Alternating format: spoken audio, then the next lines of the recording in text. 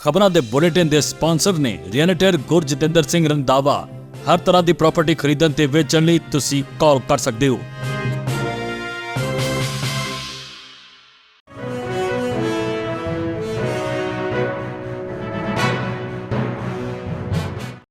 सत श्री अकाल, तुसीं देख रहे हो पंजाब मेल USA TV। मैं हाँ जी वरुण कौर मान। खबरां दे बुलेटिन दे विच तुहाडा स्वागत है। पहला नज़र पाउंदे हां खास खबरां ते। भारत के विदेश मंत्री जयशंकर ने कैनेडा वीज़ा ते दिता वड्डा अपडेट। भारत शुरू करेगा वीज़ा सेवा, पर कदों किवें ते की है पूरी जानकारी दसांगे विस्तार विच। सऊदी अरब दे नाल इतिहासक समझौता रोकण दे लई हमास ने इजराइल ते हमला किया। अमरीकी राष्ट्रपति बाइडन दा बयान। अमरीका ने दुश्मनां नूं जारी कीती है सीधी चेतावनी। अमरीका च कार हादसे मगरों 66 साला जसमेर सिंह दी कुटमार इलाज दौरान तोड़िया दम। साबका अमरीकी राष्ट्रपति ट्रंप नूं झटका, अदालत ने लगाया 4 लाख तो वधेरे दा जुर्माना। कैनेडा के प्रधानमंत्री जस्टिन ट्रूडो का अहम बयान, कहा कैनेडा के डिप्लोमैटां नूं कढ के पंजाबियां दी जिंदगी बनाई औखी। ते हुणे ना खबरां दा विस्तार। अमरीका कैनेडा सने देश विदेश दीआं होर बहुत सारियां खबरां।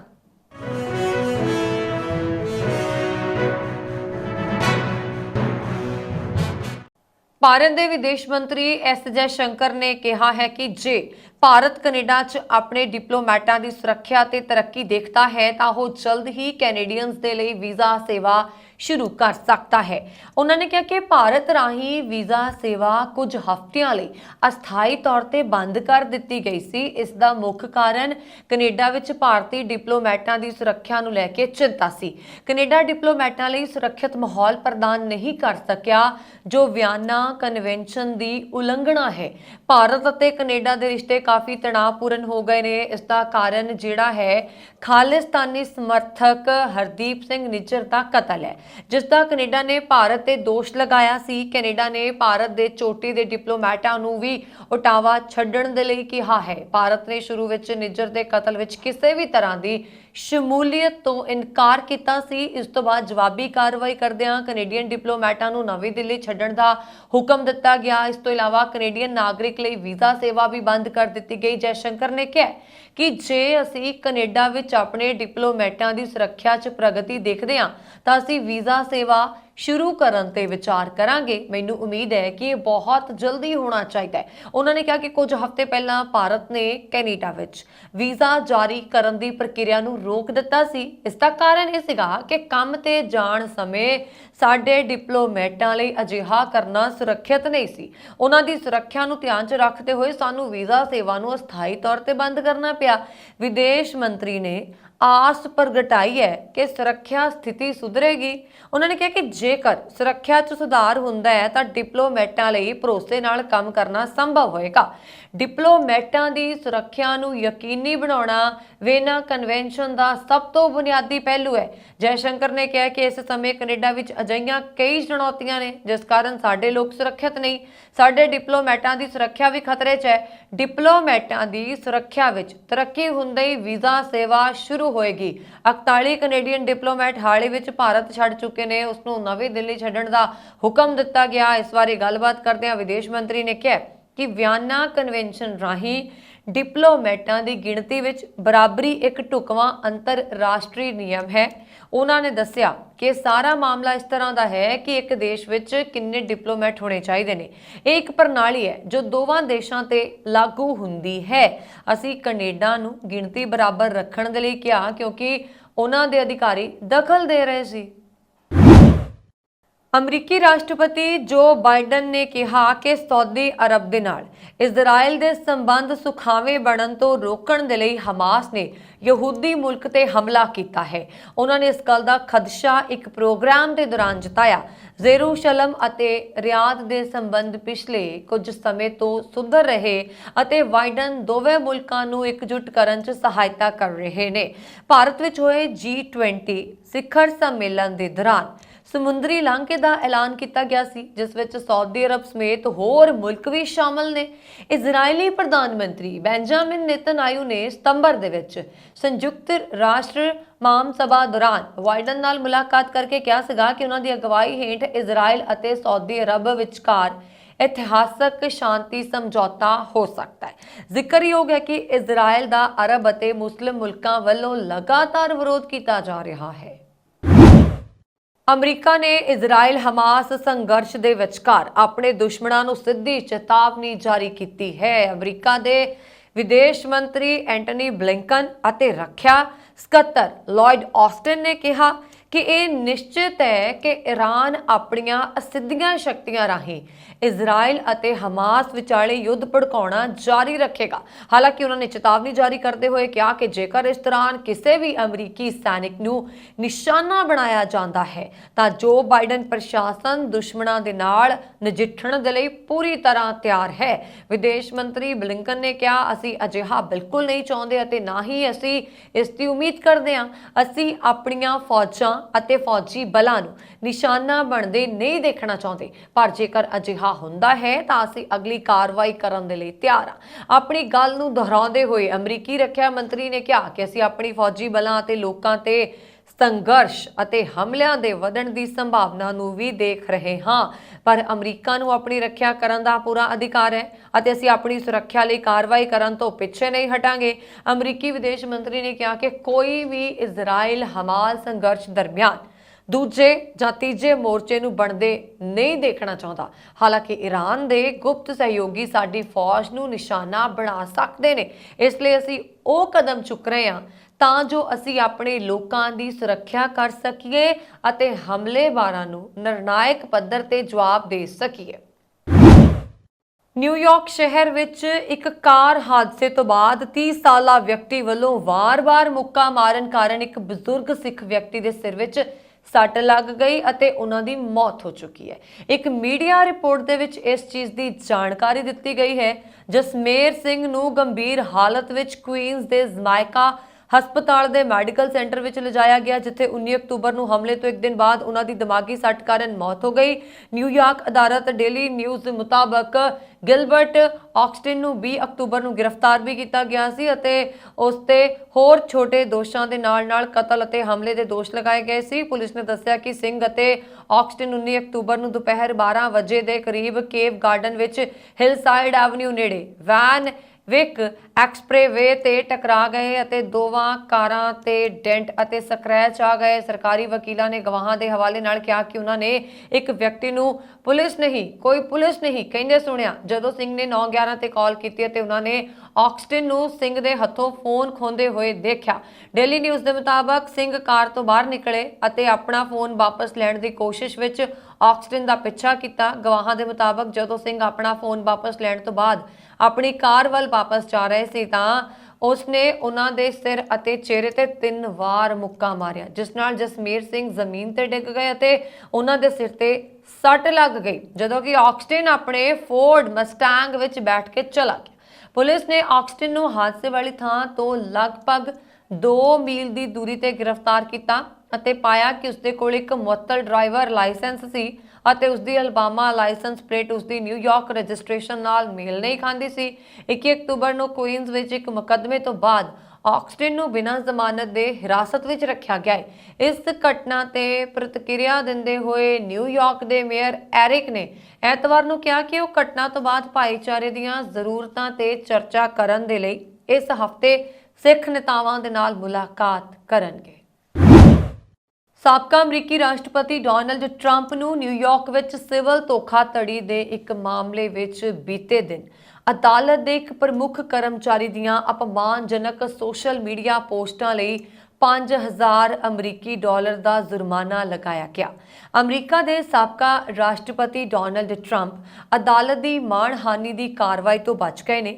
ਅਦਾਲਤ ਇਸ ਗੱਲ ਤੋਂ ਨਾਰਾਜ਼ ਸੀ ਕਿ ਟਰੰਪ ਨੇ ਅਦਾਲਤ ਦੇ ਕਰਮਚਾਰੀ ਦੇ ਸਾਹਮਣੇ ਕੀਤੀ ਅਪਮਾਨਜਨਕ ਲਿਖਤ ਨੂੰ ਨਹੀਂ ਹਟਾਇਆ, ਭਾਵੇਂ ਕਿ ਜੱਜ ਨੇ ਉਹਨਾਂ ਨੂੰ ਹਟਾਉਣ ਲਈ ਵੀ ਕਿਹਾ। ਜੱਜ ਆਰਥਰ ਐਂਗਰੋਨ ਨੇ ਕਿਹਾ ਕਿ ਟਰੰਪ ਅਦਾਲਤੀ ਕਾਰਵਾਈ ਤੋਂ ਬਚਣ ਦੇ ਵਿੱਚ ਕਾਮਯਾਬ ਰਹੇ ਕਿਉਂਕਿ ਇਹ ਉਹਨਾਂ ਦਾ ਪਹਿਲਾ ਅਪਰਾਧ ਸੀ ਅਤੇ ਅਦਾਲਤ ਨੇ ਦੇਖਿਆ ਕਿ ਕਿ ਜੇਕਰ ਉਹ ਇਸ ਤਰ੍ਹਾਂ ਦਾ ਵਿਵਹਾਰ ਕਰਦੇ ਰਹੇ ਅਤੇ ਅਦਾਲਤੀ ਹੁਕਮਾਂ ਦੀ ਉਲੰਘਣਾ ਕਰਦੇ ਹੋਏ ਅਦਾਲਤੀ ਕਰਮਚਾਰੀਆਂ ਤੇ ਨਿੱਜੀ ਤੌਰ ਤੇ ਹਮਲਾ ਕਰਦੇ ਰਹੇ ਤਾਂ ਉਹਨਾਂ ਨੂੰ ਜੇਲ੍ਹ ਵੀ ਹੋ ਸਕਦੀ ਹੈ। ਮਾਣਯੋਗ ਜੱਜ ਐਂਗਰੋਨ ਨੇ ਆਪਣੇ ਆਦੇਸ਼ ਵਿੱਚ ਕਿਹਾ ਹੈ ਕਿ ਟਰੰਪ ਹੁਣ ਅਦਾਲਤ ਦੀ ਚੇਤਾਵਨੀ ਦੇ ਪੜਾਅ ਨੂੰ ਪਾਸ ਕਰ ਚੁੱਕੇ ਨੇ, ਪਰ ਉਸ ਨੂੰ ਇੱਕ ਮਾਮੂਲੀ ਜੁਰਮਾਨਾ ਲਗਾਉਣ ਦਾ ਫੈਸਲਾ ਕੀਤਾ ਹੈ ਕਿਉਂਕਿ ਟਰੰਪ ਦੇ ਵਕੀਲਾਂ ਨੇ ਕਿਹਾ ਕਿ ਵੈਬਸਾਈਟ ਨੇ ਅਣਜਾਣੇ ਵਿੱਚ ਪੋਸਟ ਨੂੰ ਕਾਇਮ ਰੱਖਿਆ ਅਤੇ ਪਹਿਲੀ ਵਾਰ ਦੀ ਉਲੰਘਣਾ ਸੀ।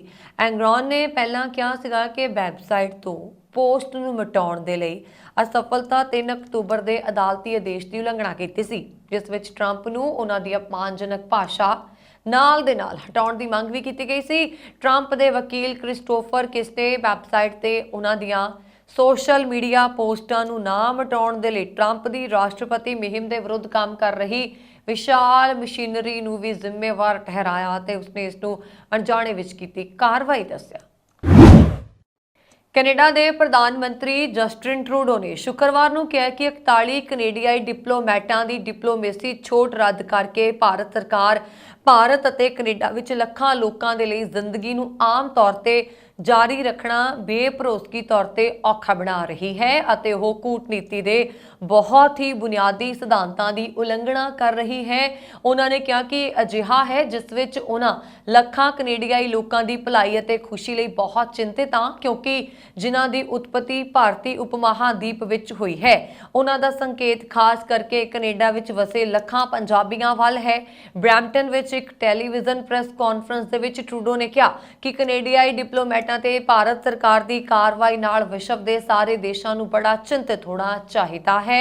ਟਰੂਡੋ ਦੀ ਇਹ ਟਿੱਪਣੀ ਕੈਨੇਡਾ ਦੇ ਇਹ ਕਹਿਣ ਤੋਂ ਬਾਅਦ ਆਈ ਹੈ ਕਿ ਉਸਨੇ ਆਪਣੇ 41 ਡਿਪਲੋਮੈਟਾਂ ਦਾ ਦਰਜਾ ਰੱਦ ਕਰਨ ਦੇ ਭਾਰਤੀ ਬਿਆਨ ਦੇ ਬਾਅਦ ਉਹਨਾਂ ਨੂੰ ਅਤੇ ਉਹਨਾਂ ਦੇ 42 ਆਸ਼ਰਿਤਾਂ ਨੂੰ ਭਾਰਤ ਤੋਂ ਵਾਪਸ ਬੁਲਾ ਲਿਆ ਹੈ। ਕੈਨੇਡਾ ਦੀ ਵਿਦੇਸ਼ ਮੰਤਰੀ ਜੋਲੀ ਨੇ ਕਿਹਾ ਕਿ ਮੈਂ ਪੁਸ਼ਟੀ ਕਰ ਸਕਦੀ ਹਾਂ ਕਿ ਭਾਰਤ ਨੇ ਕੁੱਲ 20 ਅਕਤੂਬਰ ਤੱਕ ਦਿੱਲੀ ਵਿੱਚ 21 ਕੈਨੇਡੀਆਈ ਡਿਪਲੋਮੈਟਾਂ ਅਤੇ ਉਹਨਾਂ ਦੇ ਆਸ਼ਰਿਤਾਂ ਨੂੰ ਛੱਡ ਕੇ ਸਾਰਿਆਂ ਲਈ ਅਨੈਤਿਕ ਤੌਰ ਤੇ ਡਿਪਲੋਮੈਟਿਕ ਪ੍ਰਤੀਰੱਖਿਆ ਹਟਾਉਣ ਦੀ ਆਪਣੀ ਯੋਜਨਾ ਗੈਰ ਰਸਮੀ ਤੌਰ ਤੇ ਦੱਸ ਦਿੱਤੀ। ਇਸ ਦਾ ਭਾਵ ਹੈ ਕਿ 41 ਕੈਨੇਡੀਆਈ ਡਿਪਲੋਮੈਟਾਂ ਅਤੇ ਉਹਨਾਂ ਦੇ 42 ਆਸ਼ਰਿਤਾਂ ਤੇ ਖਤਰਾ ਮੰਡਰਾ ਰਿਹਾ। ਇਸ ਅਨੁਮਾਨੀ ਮਿਤੀ ਤੇ ਛੋਟ ਖੋਹ ਲਈ ਗਈ ਹੈ। ਇਸ ਨਾਲ ਉਹਨਾਂ ਨੇ ਸਾਰਿਆਂ ਦੀ ਨਿੱਜੀ ਸੁਰੱਖਿਆ ਖਤਰੇ ਵਿੱਚ ਪੈ ਗਈ ਹੈ। ਉਹਨਾਂ ਨੇ ਭਾਰਤ ਸਰਕਾਰ ਤੇ ਵਿਆਨ ਕਨਵੈਨਸ਼ਨ ਦੀ ਉਲੰਘਣਾ ਕਰਨ ਦਾ ਦੋਸ਼ ਲਗਾਇਆ। ਅਮਰੀਕੀ ਰਾਸ਼ਟਰਪਤੀ ਜੋ ਬਾਈਡਨ ਨੇ ਭਾਰਤਵੰਸ਼ੀ ਡਿਪਲੋਮੈਟ ਕਮਲਾ ਸ਼ਰੀਨ ਲਖਤੀਰ ਨੂੰ ਇੰਡੋਨੇਸ਼ੀਆ 'ਚ ਅਮਰੀਕਾ ਦੀ ਰਾਜਦੂਤ ਨਿਯੁਕਤ ਕੀਤਾ ਹੈ।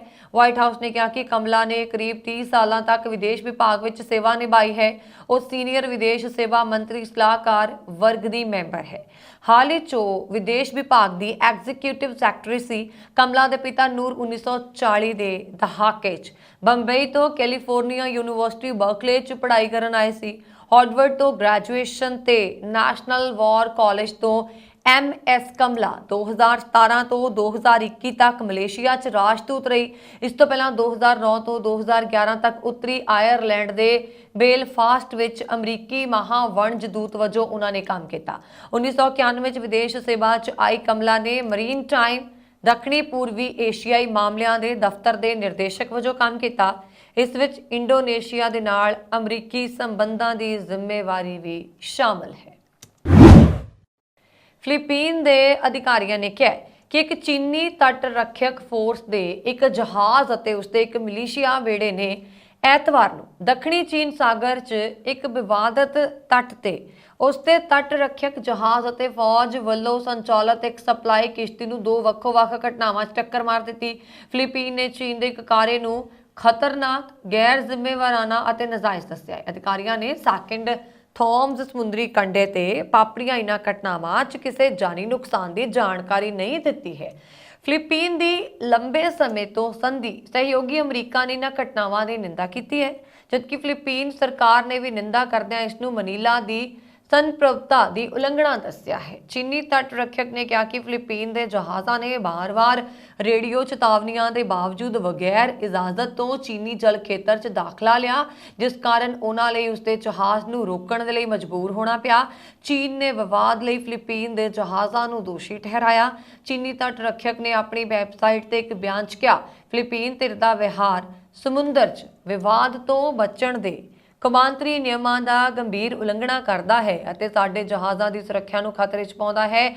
ਮਨੀਲਾ 'ਚ ਅਮਰੀਕੀ ਸਫੀਰ ਮੈਰੀਕੇ ਨੇ ਐਕਸ ਤੇ ਇੱਕ ਪੋਸਟ 'ਚ ਕਿਹਾ ਕਿ ਚੀਨ ਦੇ ਐਂਗਿਨ ਤੱਟ ਤੇ ਕੀਤੇ ਗਏ ਇਸ ਕਾਰੇ ਦੀ ਅਮਰੀਕਾ ਨਿੰਦਾ ਕਰਦਾ ਹੈ, ਜਿਸ ਨਾਲ ਫਿਲੀਪੀਨ ਦੇ ਫੌਜੀ ਮੁਲਾਜ਼ਮਾਂ ਦੀ ਜ਼ਿੰਦਗੀ ਖਤਰੇ 'ਚ ਪੈ ਗਈ। ਫਿਲੀਪੀਨ ਦੀ ਇੱਕ ਸਰਕਾਰੀ ਵਰਕਫੋਰਸ ਨੇ ਕਿਹਾ ਕਿ ਉਹ ਅੱਜ ਸਵੇਰੇ ਫਿਲੀਪੀਨ ਦੀ ਸੰਪ੍ਰਭੂਤਾ ਅਧਿਕਾਰਾਂ ਅਤੇ ਅਧਿਕਾਰ ਖੇਤਰ ਦੀ ਉਲੰਘਣਾ 'ਚ ਚੀਨੀ ਤੱਟ ਰੱਖਿਅਕ ਅਤੇ ਚੀਨੀ ਸਮੁੰਦਰੀ ਮਲੇਸ਼ੀਆ ਦੀ ਨਵੀਨਤਮ ਖਤਰਨਾਕ ਗੈਰ ਜ਼ਿੰਮੇਵਾਰਾਨਾ ਅਤੇ ਨਾਜਾਇਜ਼ ਕਾਰਵਾਈਆਂ ਦੀ ਸਖਤ ਨਿੰਦਾ ਕਰਦੇ ਨੇ।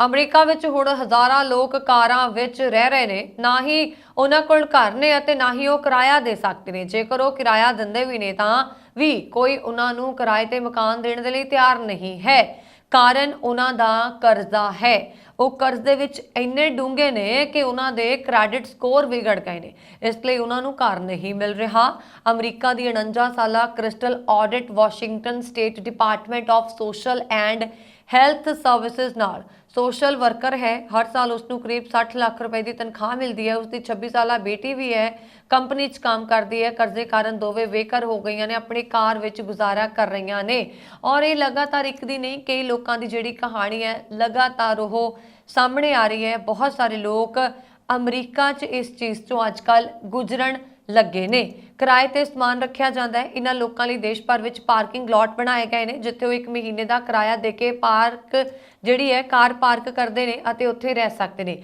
ਕਈ ਸ਼ਹਿਰਾਂ ਦੇ ਚਰਚਾਂ ਵਿੱਚ ਵੀ ਅਜਿਹੇ ਪਾਰਕਿੰਗ ਸਥਾਨ ਸੁਰੱਖਿਆ ਦੇ ਨਾਲ-ਨਾਲ ਕਈ ਸਹੂਲਤਾਂ ਪ੍ਰਦਾਨ ਕਰਦੇ ਨੇ। ਅਜਿਹੇ ਲੋਕਾਂ ਨੂੰ ਬੀਚ ਸਾਈਡ ਪਾਰਕਿੰਗ ਵਰਗੇ ਆਫਰ ਵੀ ਮਿਲਣ ਲੱਗੇ ਨੇ। ਅਮਰੀਕਾ ਵਿੱਚ ਇਸ ਨਵੀਂ ਕਿਸਮ ਦਾ ਰੀਅਲ ਅਸਟੇਟ ਕਾਰੋਬਾਰ ਵਿਕਸਿਤ ਹੋ ਰਿਹਾ ਹੈ। ਅਮਰੀਕਾ ਨੇ ਵਪਾਰ ਦੇ ਮਾਮਲੇ 'ਚ ਇੱਕ ਵਾਰ ਫਿਰ ਚੀਨ ਨੂੰ ਪਿੱਛੇ ਛੱਡ ਦਿੱਤਾ ਹੈ। ਚਾਲੂ ਵਿੱਤੀ ਸਾਲ ਦੇ ਪਹਿਲੇ 6 ਮਹੀਨਿਆਂ ਦੌਰਾਨ ਅਮਰੀਕਾ ਭਾਰਤ ਦਾ ਸਭ ਤੋਂ ਵੱਡਾ ਵਪਾਰਕ ਭਾਈਵਾਲ ਬਣ ਕੇ ਉੱਭਰਿਆ ਹੈ। ਹਾਲਾਂਕਿ ਇਸ ਦੌਰਾਨ ਭਾਰਤ ਅਤੇ ਅਮਰੀਕਾ ਦਾ ਦੋਪੱਖੀ ਵਪਾਰ ਵੀ ਸਾਲ ਭਰ ਪਹਿਲਾਂ ਹੀ ਤੁਲਨਾ 'ਚ ਘੱਟ ਹੋਇਆ ਹੈ। ਵਣਜ ਮੰਤਰਾਲਾ ਦੇ ਵੱਲੋਂ ਜਾਰੀ ਸ਼ੁਰੂਆਤੀ ਅੰਕੜਿਆਂ ਦੇ ਅਨੁਸਾਰ ਚਾਲੂ ਵਿੱਤੀ ਸਾਲ ਦੇ ਪਹਿਲੇ 6 ਮਹੀਨਿਆਂ ਯਾਨੀ ਕਿ ਅਪ੍ਰੈਲ ਤੋਂ ਸਤੰਬਰ 2023 ਦੇ ਦੌਰਾਨ ਭਾਰਤ ਅਤੇ ਅਮਰੀਕਾ ਦਰਮਿਆਨ ਦੋਪੱਖੀ ਵਪਾਰ 59.67 ਅਰਬ ਡਾਲਰ ਰਿਹਾ ਹੈ। ਇਸ ਸਾਲ ਭਰ ਪਹਿਲਾਂ ਦੀ ਇਸੇ ਮਿਆਦ ਵਿੱਚ ਯਾਨੀ ਅਪ੍ਰੈਲ ਤੋਂ ਸਤੰਬਰ 2022 ਦੇ ਦੌਰਾਨ 67.28 ਅਰਬ ਡਾਲਰ ਰਿਹਾ ਸੀ। ਮਤਲਬ ਸਾਲ ਭਰ ਪਹਿਲਾਂ ਦੀ ਤੁਲਨਾ 'ਚ ਭਾਰਤ ਅਤੇ ਅਮਰੀਕਾ ਦਾ ਆਪਸੀ ਵਪਾਰ 11.3% ਘੱਟ ਹੋਇਆ ਹੈ। ਅੰਕੜਿਆਂ ਦੇ ਅਨੁਸਾਰ ਅਪ੍ਰੈਲ ਤੋਂ ਸ਼ੁਰੂ ਹੋਏ ਚਾਲੂ ਵਿੱਤੀ ਸਾਲ ਦੇ ਪਹਿਲੇ 6 ਮਹੀਨਿਆਂ 'ਚ ਅਮਰੀਕਾ ਨੂੰ ਬਰਾਮਦ ਘਟ ਕੇ 38.28 ਅਰਬ ਡਾਲਰ ਹੋ ਗਈ ਹੈ। ਪਿਛਲੇ ਵਿੱਤੀ ਸਾਲ ਦੇ ਪਹਿਲੇ 6 ਮਹੀਨਿਆਂ 'ਚ 41.49 ਅਰਬ ਡਾਲਰ ਰਹੀ ਸੀ। ਦੂਜੇ ਪਾਸੇ ਇਸ ਦੌਰਾਨ ਅਮਰੀਕਾ ਤੋਂ ਦਰਾਮਦ ਸਾਲ ਭਰ ਦੇ 27.79 ਅਰਬ ਡਾਲਰ ਤੋਂ ਘੱਟ ਹੋ ਕੇ 21.29 ਅਰਬ ਡਾਲਰ ਰਹਿ ਗਈ। ਇਜ਼ਰਾਈਲ ਅਤੇ ਹਮਾਸ ਵਿਚਾਲੇ ਜੰਗ ਦੀ ਗੂੰਜ ਅਮਰੀਕਾ ਵਿੱਚ ਵੀ ਹੈ। ਅਮਰੀਕਾ ਵਿੱਚ ਇਜ਼ਰਾਈਲ ਪੱਖੀ ਅਤੇ ਇਜ਼ਰਾਈਲ ਵਿਰੋਧੀ ਪ੍ਰਦਰਸ਼ਨਾਂ ਦੇ ਵਿਚਕਾਰ ਮਿਸ਼ੀਗਨ ਸੂਬੇ ਦੇ ਡੈਟਰਾਈਟ ਸ਼ਹਿਰ ਵਿੱਚ ਇੱਕ ਯਹੂਦੀ ਮਹਿਲਾ ਨੇਤਾ ਦੀ ਰਹੱਸਮਈ ਹੱਤਿਆ ਨੇ ਇੱਥੇ ਹਲਚਲ ਮਚਾ ਦਿੱਤੀ ਹੈ। ਪੁਲਿਸ ਇਸ ਕਤਲ ਦੇ ਕਾਰਨ ਦਾ ਪਤਾ ਨਹੀਂ ਲਗਾ ਸਕੀ ਹੈ, ਪਰ ਕਿਆਸ ਲਗਾਏ ਜਾ ਰਹੇ ਨੇ ਕਿ ਇਸ ਕਤਲ ਦੇ ਪਿੱਛੇ ਇਜ਼ਰਾਈਲ ਹਮਾਸ ਦੀ ਲੜਾਈ ਹੋ ਸਕਦੀ ਹੈ। ਡੇਟਰੋਇਟ ਵਿੱਚ ਸਿਨਾਗੋਗ ਨਾਂ ਦੀ ਪ੍ਰਧਾਨ ਸਮੰਥਾ ਵਾਲ ਦੀ ਚਾਕੂ ਮਾਰ ਕੇ ਹੱਤਿਆ ਕਰ ਦਿੱਤੀ ਗਈ ਹੈ। ਪੁਲਿਸ ਦਾ ਕਹਿਣਾ ਹੈ ਕਿ ਉਸ ਨੂੰ ਘਰ ਦੇ ਬਾਹਰ ਮਾਰਿਆ ਗਿਆ ਹੈ। ਸਮੰਥਾ ਡੈਮੋਕ੍ਰੈਟਿਕ ਪਾਰਟੀ ਦੇ ਨੁਮਾਇੰਦੇ ਦੀ ਸਾਬਕਾ ਸਹਾਇਕ ਵੀ ਸੀ ਅਤੇ ਅਟਾਰਨੀ ਜਨਰਲ ਦੀ ਚੋਣ ਦੇ ਲਈ ਮੁਹਿੰਮ ਵਿੱਚ ਵੀ ਸਰਗਰਮ ਵਰਕਰ ਸੀ। ਪੁਲਿਸ ਅਜੇ ਤੱਕ ਕਾਤਲ ਦਾ ਪਤਾ ਨਹੀਂ ਲਗਾ ਸਕੀ ਅਤੇ ਕੋਈ ਠੋਸ ਉਦੇਸ਼ ਸਥਾਪਿਤ ਨਹੀਂ ਕੀਤਾ ਗਿਆ ਹੈ, ਪਰ ਇੱਕ ਯਹੂਦੀ ਮਹਿਲਾ ਨੇਤਾ ਹੋਣ ਦੇ ਨਾਤੇ ਸਮੰਥਾ ਦੇ ਕਤਲ ਨੂੰ ਹਮਾਸ ਦੀ ਲੜਾਈ ਨਾਲ ਜੋੜਿਆ ਜਾ ਰਿਹਾ ਹੈ। ਪੁਲਿਸ ਦਾ ਕਹਿਣਾ ਹੈ ਕਿ ਸਾਡੇ ਕੋਲ ਬਹੁਤ ਸਾਰੇ ਸਬੂਤ ਨੇ, ਪਰ ਅਸੀਂ ਫਿਲਹਾਲ ਕਿਸੇ ਸਿੱਟੇ ਤੇ ਨਹੀਂ ਪਹੁੰਚ ਸਕਦੇ ਕਿਉਂਕਿ ਹੋਰ ਵੀ ਕਈ ਮਾਮਲੇ ਜਾਂਚ ਅਧੀਨ ਹਨ।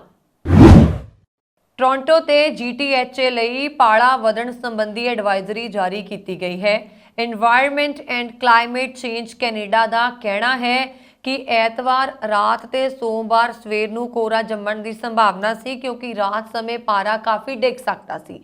GTA ਭਰ ਵਿੱਚ ਤਾਪਮਾਨ -2 ਡਿਗਰੀ ਸੈਲਸੀਅਸ ਤੱਕ ਅਪੜਨ ਸਕਣ ਦੀ ਵੀ ਗੱਲ ਕਹੀ ਗਈ ਸੀ, ਪਰ ਇਹ -6 ਡਿਗਰੀ ਸੈਲਸੀਅਸ ਤੱਕ ਮਹਿਸੂਸ ਹੋ ਸਕਦਾ ਹੈ, ਇਹ ਵੀ ਕਿਹਾ ਗਿਆ ਸੀ। ਇੱਕ ਬਿਆਨ ਦੇ ਵਿੱਚ ਨੈਸ਼ਨਲ ਵੈਦਰ ਸਰਵਿਸ ਨੇ ਕਿਹਾ ਸੀਗਾ ਕਿ ਇਹ ਕੋਰਾ ਕਈ ਫਸਲਾਂ ਨੂੰ ਵੀ ਨੁਕਸਾਨ ਪਹੁੰਚਾ ਸਕਦਾ। ਇਸ ਲਈ ਕੋਰੇ ਕਾਰਨ ਸੰਵੇਦਨਸ਼ੀਲ ਪੌਦਿਆਂ ਤੇ ਰੁੱਖਾਂ ਦੀ ਹਿਫਾਜ਼ਤ ਲਈ ਵੀ ਯੋਗ ਕਦਮ ਚੁੱਕਣ ਦੀ ਸਲਾਹ ਦਿੱਤੀ ਗਈ ਸੀ। ਮੌਸਮ ਵਿਗਿਆਨੀਆਂ ਦਾ ਕਹਿਣਾ ਸੀਗਾ ਕਿ ਤਾਪਮਾਨ ਵਿੱਚ ਇਹ ਗਿਰਾਵਟ ਕੁਝ ਸਮੇਂ ਲਈ ਹੀ ਰਹਿ ਸਕਦੀ ਹੈ। ਸੋਮਵਾਰ ਦੁਪਹਿਰ ਨੂੰ ਪਾਰਾ ਇੱਕ ਵਾਰੀ ਫਿਰ ਨਾਰਮਲ ਵਾਂਗ ਹੋਣ ਦੀ ਗੱਲ ਕਹੀ ਗਈ ਅਤੇ ਆਉਣ ਵਾਲੇ ਹਫ਼ਤੇ ਵਿੱਚ ਤਾਂ ਮੌਸਮ ਹੋਰ ਵੀ ਨਿੱਘਾ ਹੋ ਸਕਦਾ ਹੈ। ਕੁਝ ਮਹੀਨਿਆਂ ਵਿੱਚ ਅਜਿਹਾ ਦੂਜੀ ਵਾਰ ਹੋਇਆ ਹੈ ਕਿ ਓਨਟਾਰੀਓ ਦੇ ਪ੍ਰੀਮੀਅਰ ਡਗ ਫੋਰਡ ਵੱਲੋਂ ਬੈਂਕ ਆਫ ਕੈਨੇਡਾ ਨੂੰ ਵਿਆਜ ਦਰਾਂ ਵਿੱਚ ਹੋਰ ਵਾਧਾ ਨਾ ਕਰਨ ਦੀ ਅਪੀਲ ਕੀਤੀ ਗਈ ਹੈ। ਫੋਰਡ ਦਾ ਕਹਿਣਾ ਹੈ ਕਿ ਕਈ ਮਿਲੀਅਨ ਕੈਨੇਡੀਅਨਸ ਨੂੰ 2 ਵਕਤ ਦੀ ਰੋਟੀ ਦਾ ਜੁਗਾੜ ਕਰਨਾ ਮੁਸ਼ਕਿਲ ਹੋਇਆ ਪਿਆ ਹੈ। ਬੈਂਕ ਆਫ ਕੈਨੇਡਾ ਦੇ ਗਵਰਨਰ ਟਿਫ ਨੂੰ ਲਿਖੇ ਪੱਤਰ ਤੇ ਐਕਸ ਉੱਤੇ ਐਤਵਾਰ ਨੂੰ ਪੋਸਟ ਕੀਤੇ ਇਸ ਪੱਤਰ ਵਿੱਚ ਫੋਰਡ ਨੇ ਲਿਖਿਆ ਕਿ ਵਿਆਜ ਦਰਾਂ ਵਿੱਚ ਹੋਰ ਵਾਧਾ ਕੀਤੇ ਜਾਣ ਦਾ ਕੋਈ ਵੀ ਬਹਾਨਾ ਅਜਿਹੇ ਵਿੱਚ ਜਾਇਜ਼ ਨਹੀਂ ਹੋ ਸਕਦਾ ਜਦੋਂ ਪਹਿਲਾਂ ਹੀ ਕਈ ਪਰਿਵਾਰ ਤੇ ਕਾਰੋਬਾਰ ਗੋਡੇ-ਗੋਡੇ ਕਰਜ਼ੇ ਵਿੱਚ ਧਸੇ ਹੋਏ ਨੇ। ਬੁੱਧਵਾਰ ਨੂੰ ਬੈਂਕ ਆਫ ਕੈਨੇਡਾ ਵੱਲੋਂ ਵਿਆਜ ਦਰਾਂ ਵਿੱਚ ਵਾਧਾ ਕਰਨ ਜਾਂ ਨਾ ਤਾਂ ਕਰਨ ਸੰਬੰਧੀ ਐਲਾਨ ਕੀਤਾ ਜਾਣਾ ਹੈ ਤੇ ਫੋਰਡ ਵੱਲੋਂ ਉਸ ਤੋਂ ਪਹਿਲਾਂ ਹੀ ਇਹ ਪੱਤਰ ਬੈਂਕ ਨੂੰ ਲਿਖਿਆ ਗਿਆ ਹੈ। ਇਹ ਵੀ ਉਮੀਦ ਕੀਤੀ ਜਾ ਰਹੀ ਹੈ ਕਿ ਬੈਂਕ ਵਿਆਜ ਦਰਾਂ ਵਿੱਚ ਵਾਧਾ 5% ਤੱਕ ਹੀ ਰੋਕ ਲਏ। ਮਾਰਚ 2022 ਤੋਂ ਲੈ ਕੇ ਹੁਣ ਤੱਕ ਬੈਂਕ ਆਫ ਕੈਨੇਡਾ ਵੱਲੋਂ ਵਿਆਜ ਦਰਾਂ ਵਿੱਚ 10 ਵਾਰੀ ਵਾਧਾ ਕੀਤਾ ਜਾ ਚੁੱਕਿਆ ਹੈ। ਬੈਂਕ ਵੱਲੋਂ ਅਜਿਹਾ ਆਰਥਿਕ ਗਤੀਵਿਧੀ ਨੂੰ ਥੋੜਾ ਕੱਸਣ ਤੇ ਮਹਿੰਗਾਈ ਨੂੰ ਆਪਣੇ 2% ਟੀਚੇ ਤੱਕ ਲਿਆਉਣ ਦੇ ਲਈ ਕੀਤਾ ਗਿਆ ਹੈ। ਬੈਂਕ ਆਫ ਕੈਨੇਡਾ ਵੱਲੋਂ ਆਪਣੀਆਂ ਵਿਆਜ ਦਰਾਂ ਵਿੱਚ ਕੋਈ ਵਾਧਾ ਨਾ ਕੀਤੇ ਜਾਣ ਦੀ ਸੰਭਾਵਨਾ ਹੈ। ਕੈਨੇਡਾ ਵਿੱਚ ਮਹਿੰਗਾਈ ਦੀ ਮਾਰ ਨੂੰ ਹਲਕੀ ਜਿਹੀ ਠੱਲ ਪਈ ਹੈ। ਪਿਛਲੇ ਮਹੀਨੇ ਸੈਂਟਰਲ ਬੈਂਕ ਨੇ ਆਪਣੀਆਂ ਵਿਆਜ ਦਰਾਂ 5% ਉੱਤੇ ਸਥਿਰ ਰੱਖੀਆਂ ਸੀ, ਪਰ ਇਹ ਵੀ ਆਖਿਆ ਸੀਗਾ ਕਿ ਲੋੜ ਪੈਣ ਉੱਤੇ ਵਿਆਜ ਦਰਾਂ ਵਿੱਚ ਹੋਰ ਵਾਧਾ ਕੀਤਾ ਜਾ ਸਕਦਾ ਹੈ। ਜੁਲਾਈ ਤੇ ਅਗਸਤ ਵਿੱਚ ਸਾਲਾਨਾ ਮਹਿੰਗਾਈ ਦਰ ਵਿੱਚ ਵਾਧਾ ਹੋਇਆ ਸੀ, ਜਦਕਿ ਮਹਿੰਗਾਈ ਦੇ ਅਸਲ ਮਾਪਦੰਡਾਂ ਵਿੱਚ ਪਿਛਲੇ ਕੁਝ ਮਹੀਨਿਆਂ 'ਚ ਬਹੁਤੀ ਰਾਹਤ ਨਹੀਂ ਮਿਲੀ। ਪਰ ਸਤੰਬਰ ਵਿੱਚ ਮਹਿੰਗਾਈ ਦੀ ਰਫ਼ਤਾਰ ਨੂੰ ਠੱਲ ਜਿਹੜੀ ਹੈ ਥੋੜੀ ਪਈ ਤੇ ਸਾਲਾਨਾ ਮਹਿੰਗਾਈ ਦਰ ਜਿਹੜੀ ਹੈ 3.8% ਤੱਕ ਪਹੁੰਚ ਗਈ। ਕੈਨੇਡੀਅਨ ਅਰਥਚਾਰਾ ਦੂਜੀ ਤਿਮਾਹੀ ਵਿੱਚ ਸੁੰਗੜ ਗਿਆ। ਅਰਥਸ਼ਾਸਤਰੀਆਂ ਦਾ ਮੰਨਣਾ ਹੈ ਕਿ ਇਸ ਸਾਲ ਇਹ ਕਮਜ਼ੋਰੀ ਜਾਰੀ ਰਹੇਗੀ ਅਤੇ 2024 ਵਿੱਚ ਵੀ ਇਹ ਰੁਝਾਨ ਬਦਸਤੂਰ ਜਾਰੀ ਰਹੇਗਾ। ਕੈਨੇਡਾ ਵਿੱਚ ਕਿਰਾਏਦਾਰਾਂ ਤੇ ਮਕਾਨ ਜਿਹੜੇ ਨੇ ਕਰਜ਼ੇ ਦੇ ਬੋਝ ਹੇਠ ਦੱਬੇ ਲੋਕਾਂ ਨੂੰ ਜਲਦ ਵੱਡੀ ਰਾਹਤ ਮਿਲ ਸਕਦੀ ਹੈ। ਜੀ ਹਾਂ, ਅਸਮਾਨ ਚੜੇ ਮਕਾਨ ਕਿਰਾਏ ਤੋਂ ਪਰੇਸ਼ਾਨ ਲੋਕਾਂ ਨੂੰ ਰਾਹਤ ਦੇਣ ਦੇ ਉਪਰਾਲੇ ਤਹਿਤ ਟਰੂਡੋ ਸਰਕਾਰ ਵੱਲੋਂ Airbnb ਅਤੇ ਹੋਰ ਰੈਂਟਲ ਪਲੇਟਫਾਰਮਸ ਦੀ ਨਕੇਲ ਕੱਸੀ ਜਾ ਰਹੀ ਹੈ। ਵਿੱਤ ਮੰਤਰੀ ਕ੍ਰਿਸਟੀਆ ਫਰੀਲੈਂਡ ਨੇ ਕਿਹਾ ਕਿ ਥੋੜੇ ਸਮੇਂ ਵਾਸਤੇ ਕਿਰਾਏ ਤੇ ਲੈਣ ਯੋਗ ਰਿਹਾਇਸ਼ੀ ਇਕਾਈਆਂ ਨੂੰ ਲੰਬੇ ਸਮੇਂ ਤੱਕ ਰੱਖਣ ਦੇ ਬਦਲ ਤੇ ਗੌਰ ਕੀਤਾ ਜਾ ਰਿਹਾ ਹੈ। ਦੂਜੇ ਪਾਸੇ ਕੈਨੇਡੀਅਨ ਬੈਂਕਾਂ ਨਾਲ ਤਾਲਮੇਲ ਤਹਿਤ ਜਲਦ ਹੀ ਮੌਰਗੇਜ ਰਾਹਤ ਯੋਜਨਾ ਲਿਆਂਦੀ ਜਾ ਰਹੀ ਹੈ, ਜਿਸ ਰਾਹੀਂ ਕਿਸ਼ਤਾਂ ਭਰਨ ਤੋਂ ਅਸਮਰੱਥ ਲੋਕਾਂ ਨੂੰ ਮਦਦ ਮਿਲੇਗੀ। ਵਿੱਤ ਮੰਤਰੀ ਨੇ ਸਪਸ਼ਟ ਲਫ਼ਜ਼ਾਂ ਵਿੱਚ ਆਖ ਦਿੱਤਾ ਹੈ ਕਿ ਬੈਂਕਾਂ ਨੂੰ ਸਰਕਾਰ ਦੀਆਂ ਮੌਰਗੇਜ ਹਦਾਇਤਾਂ ਦੀ ਹਰ ਹਾਲਤ ਵਿੱਚ ਪਾਲਣਾ ਕਰਨੀ ਹੋਏਗੀ। ਬੈਂਕ ਅਤੇ ਵਿੱਤੀ ਸੰਸਥਾਵਾਂ ਨੂੰ ਜਾਰੀ ਹਦਾਇਤਾਂ ਵਿੱਚ ਕਿਹਾ ਗਿਆ ਹੈ ਕਿ ਆਰਥਿਕ ਤੌਰ ਤੇ ਡਾਵਾਡੋਲ ਲੋਕਾਂ ਨੂੰ ਸਿਰਫ ਵਿਆਜ ਅਦਾ ਕਰਨ ਦੀ ਸਹੂਲਤ ਦਿੱਤੀ ਜਾਏਗੀ। ਇਸ ਤੋਂ ਇਲਾਵਾ ਬਦਲਵੀਆਂ ਦਰਾਂ ਤੇ ਵਿਆਜ ਦਰਾਂ ਨਾਲ ਕਰਜ਼ਾ ਮੋੜਨ ਦੀ ਸਹੂਲਤ ਵੀ ਗਾਈਡਲਾਈਨਸ ਵਿੱਚ ਸ਼ਾਮਲ ਕੀਤੀ ਗਈ ਹੈ। ਕ੍ਰਿਸਟੀਆ ਫਰੀਲੈਂਡ ਦਾ ਬਿਆਨ ਅਜਿਹੇ ਸਮੇਂ ਆਇਆ ਜਦੋਂ ਇੱਕ ਦਿਨ ਪਹਿਲਾਂ ਕੈਨੇਡਾ ਦੇ ਬੈਂਕਿੰਗ ਨਿਗਰਾਨ ਦਫ਼ਤਰ ਵੱਲੋਂ ਕਰਜ਼ੇ ਦੀ ਅਦਾਇਗੀ ਨਾਲ ਸੰਬੰਧਿਤ ਕੁਝ ਸਖਤ ਸ਼ਰਤਾਂ ਲਿਆਉਣ ਦੇ ਸੰਕੇਤ ਦਿੱਤੇ ਗਏ। ਵਿੱਤ ਮੰਤਰੀ ਵੱਲੋਂ ਤਕਰੀਬਨ ਇੱਕ ਹਫ਼ਤਾ ਪਹਿਲਾਂ ਕੈਨੇਡਾ ਦੇ ਵੱਡੇ ਬੈਂਕਾਂ ਅਤੇ ਵਿੱਤੀ ਸੰਸਥਾਵਾਂ ਦੇ ਮੁਖੀਆਂ ਨਾਲ ਮੁਲਾਕਾਤ ਕੀਤੀ ਗਈ ਅਤੇ ਸੰਭਾਵਤ ਤੌਰ ਤੇ ਉਸੇ ਦੌਰਾਨ ਫੈਡਰਲ ਸਰਕਾਰ ਨੇ ਆਪਣੇ ਇਰਾਦੇ ਜ਼ਾਹਿਰ ਕਰ ਦਿੱਤੇ। ਇੱਥੇ ਦੱਸਣਾ ਬਣਦਾ ਹੈ ਕਿ ਵਿਆਜ ਦਰਾਂ ਵਿੱਚ ਬੇਤਹਾਸ਼ਾ ਵਾਧੇ ਕਾਰਨ ਕਿਸ਼ਤਾਂ ਦਾ ਬੋਝ ਵੱਧ ਗਿਆ ਹੈ ਅਤੇ ਲੋਕਾਂ ਵਾਸਤੇ ਅਦਾਇਗੀ ਕਰਨੀ ਮੁਸ਼ਕਿਲ ਹੋ ਰਹੀ ਹੈ। ਖਾਲਸਾ ਦੀਵਾਨ ਸੁਸਾਇਟੀ ਵੈਨਕੂਵਰ ਅਤੇ ਬ੍ਰਿਟਿਸ਼ ਕੋਲੰਬੀਆ ਦੀਆਂ 22 ਹੋਰ ਸਿੱਖ ਸੁਸਾਇਟੀਆਂ ਨੇ ਵੈਨਕੂਵਰ ਸਥਿਤ ਭਾਰਤ ਦੇ ਕੌਂਸਲੇਟ ਜਨਰਲ ਰਾਹੀਂ ਭਾਰਤ ਦੇ ਵਿਦੇਸ਼ ਮੰਤਰੀ ਡਾਕਟਰ ਐਸ ਜੈਸ਼ੰਕਰ ਨੂੰ ਭੇਜੀ ਇੱਕ ਮੇਲ ਰਾਹੀਂ ਮੰਗ ਕੀਤੀ ਹੈ ਕਿ ਕੈਨੇਡੀਅਨ ਨਾਗਰਿਕਾਂ ਲਈ ਭਾਰਤ ਦੀ ਯਾਤਰਾ ਲਈ ਈ-ਵੀਜ਼ਾ ਜਾਰੀ ਕਰਨ ਅਤੇ BLS ਦੁਆਰਾ ਜਾਰੀ ਕੀਤੇ ਜਾਂਦੇ ਵਿਅਕਤੀਗਤ ਅਰਜ਼ੀ ਵੀਜ਼ਾ ਤੇ ਲਾਈਆਂ ਪਾਬੰਦੀਆਂ ਹਟਾਈਆਂ ਜਾਣ। ਖਾਲਸਾ ਦੀਵਾਨ ਸੁਸਾਇਟੀ ਵੈਨਕੂਵਰ ਦੇ ਪ੍ਰਧਾਨ ਕੁਲਦੀਪ ਸਿੰਘ ਥਾਂਦੀ ਦੇ ਦਸਤਖਤਾਂ ਹੇਠ ਲਿਖੇ ਇਸ ਪੱਤਰ ਰਾਹੀਂ ਸਿੱਖ ਸੁਸਾਇਟੀਆਂ ਨੇ ਕਿਹਾ ਕਿ ਭਾਰਤ ਸਰਕਾਰ ਵੱਲੋਂ ਵੀਜ਼ਾ ਅਰਜ਼ੀਆਂ ਤੇ ਨਾਗਰਿਕਾਂ ਲਈ ਪ੍ਰਵਾਨਗੀ ਵਿੱਚ ਕੀਤੀਆਂ ਕੁਝ ਤਬਦੀਲੀਆਂ ਸੈਰ ਸਪਾਟਾ ਸੀਜ਼ਨ ਦੌਰਾਨ ਭਾਰਤ ਦੀ ਯਾਤਰਾ ਕਰਨ ਵਾਲੇ ਕੈਨੇਡੀਅਨ ਨਾਗਰਿਕਾਂ ਲਈ ਬਹੁਤ ਪਰੇਸ਼ਾਨੀ ਦਾ ਕਾਰਨ ਬਣ ਰਹੀਆਂ ਨੇ। ਨਾ ਤਬਦੀਲੀਆਂ ਕਾਰਨ ਭਾਰਤ ਵਿੱਚ ਵੀ ਸੇਵਾ ਅਤੇ ਪ੍ਰਚੂਨ ਉਦਯੋਗ ਉੱਪਰ ਨਕਾਰਾਤਮਕ ਅਸਰ ਪਏਗਾ। ਉਹਨਾਂ ਨੇ ਕਿਹਾ ਕਿ ਸਰਦੀਆਂ ਦੇ ਮਹੀਨਿਆਂ ਦੌਰਾਨ ਪੰਜਾਬ ਵਿੱਚ ਬਹੁਤ ਸਾਰੇ ਕਾਰੋਬਾਰ ਸੈਰ ਸਪਾਟਾ ਕਾਰੋਬਾਰ ਤੇ ਨਿਰਭਰ ਕਰਦੇ ਨੇ। ਇਸ ਤੋਂ ਇਲਾਵਾ ਬਹੁਤ ਲੋਕ ਭਾਰਤ ਵਿੱਚ ਵਿਆਹ ਕਰਨ ਦੀ ਯੋਜਨਾ ਬਣਾ ਰਹੇ ਸਨ ਅਤੇ ਵਿਆਹ ਦੇ ਪ੍ਰਬੰਧਾਂ ਲਈ ਉਹ ਪਹਿਲਾਂ ਹੀ ਕਾਫੀ ਪੈਸਾ ਵੀ ਖਰਚ ਕਰ ਚੁੱਕੇ ਨੇ, ਪਰ ਉਹਨਾਂ ਕੋਲ ਵੀਜ਼ਾ ਨਾ ਹੋਣ ਕਾਰਨ ਉਹ ਭਾਰਤ ਵਿੱਚ ਆਉਣ ਤੋਂ ਅਸਮਰੱਥ ਨੇ। ਸਿੱਖ ਸੁਸਾਇਟੀਆਂ ਨੇ ਕਿਹਾ ਕਿ ਜੇ ਭਾਰਤ ਸਰਕਾਰ ਲੋਕਾਂ ਦੀ ਚਿੰਤਾ ਤੇ ਛੋਟੇ ਕਾਰੋਬਾਰੀਆਂ ਦੇ ਹਿੱਤ ਸਮਝ ਕੇ ਵੀਜ਼ਾ ਅਰਜ਼ੀ ਅਤੇ ਮਨਜ਼ੂਰੀ ਕਾਰਵਾਈ ਬਹਾਲ ਕਰ ਦੇ ਤਾਂ ਸਾਰੀਆਂ ਸੰਸਥਾਵਾਂ ਭਾਰਤ ਸਰਕਾਰ ਦੀ ਬੇਹੱਦ ਧੰਨਵਾਦੀ ਹੋਣਗੀਆਂ।